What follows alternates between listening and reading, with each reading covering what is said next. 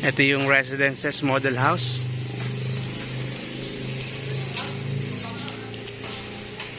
Hello, good morning mga kahanap bahay. Nandito ulit tayo sa Mercedes Homes at papakita ko naman sa inyo itong model na to. Ito yung Residences Model House na itatayo dito sa Mercedes Homes, San Isidro Norte, Santo Tomas, Batangas. So check natin itong loob na to.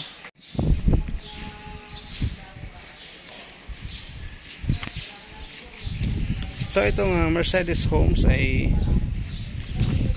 townhouse po siya, 2-story, 44 square meters yung kanyang floor area, and minimum lot area na 32. So sa 32 square meters ito, may space ka pa dito sa harapan mo,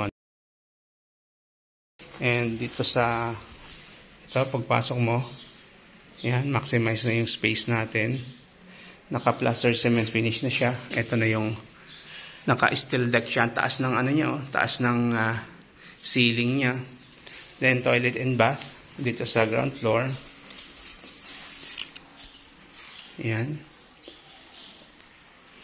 And dito yung open space. May open space ka pa dito sa likod na setback na 2 meters. Yan, open. Pwede mong gawing laundry or dirty kitchen.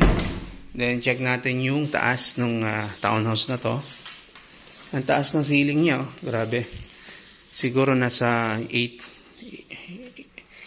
feet siguro to, hindi lang. Yung mga 10 siguro, possible 10. Standard ng taas ng isang unit ay 7 feet. Pero ito, ang taas niya, baka 10 ito. Ito yung sa second floor. Yan. Pwede ka maglagay dito ng 2 kwarto. Pero, pwede ka pa mag-extend. Kasi may space ka pa nasa 1 meter or 1.5 meters sa harapan to eh. And dito sa likod, yung kanina pinakita ko na may open space, ito pa siya, pwede mong i-slab yan. And itong bubong ng CR, pwede mo rin i-slab to para may additional gawing room ka dito sa second floor.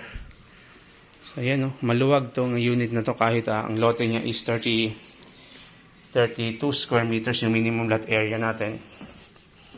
44 yung floor area. So 22 sa baba, 22 sa taas.